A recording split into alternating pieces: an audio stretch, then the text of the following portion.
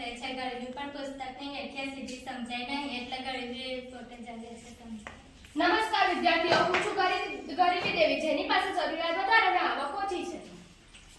વિદ્યાર્થીઓ, પુસ્તક મુજબ ગરીબીની વ્યાખ્યા સાંભળો. જે વ્યક્તિની લઘુત્તમ જરૂરિયાતો જેવી કે શિક્ષણ, આવાસ, વસ્ત્ર, આરોગ્ય પૂર્ણ કરવા માટે પૂરતી ન હોય તે સ્થિતિને ગરીબી કહે છે. એટલે મેડમ મારી જ વાત થઈ ને. મેડમ ગરીબીના પણ પ્રકાર.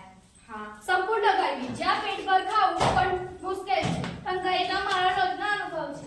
પણ ગરીબી દેવી, તમે તો રોજ અમારી સાથે નથી રહેતા, પણ ના, અમને તો એવું લાગે છે કે તમે રોજ અમારી સાથે જ રહો છો. સાપેક્ષ ગરીબી, બીજાની સરખામણીમાં ગરીબી લાગવી.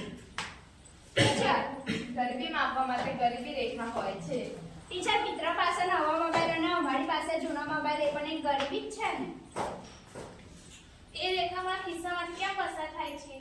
આમ ગરીબી માત્ર પુસ્તકનો પાઠ નથી પણ સમાજની હકીકત છે, સમજે તો દૂર કરી શકે. જો મને દૂર કરવી હોય તો શિક્ષણ, રોજગાર અને જાગૃતિ પણ જરૂરી છે.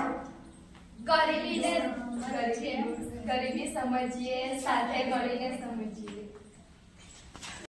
હમણાં તમે નાટક જોયું ગરીબી દેવી વાળું, કે જેમાં પૂર્ણ ગરીબી એટલે શું? તો કે ભરપેટ ભોજન પ્રાપ્ત ન થાય એને પૂર્ણ ગરીબી કહેવામાં આવે છે.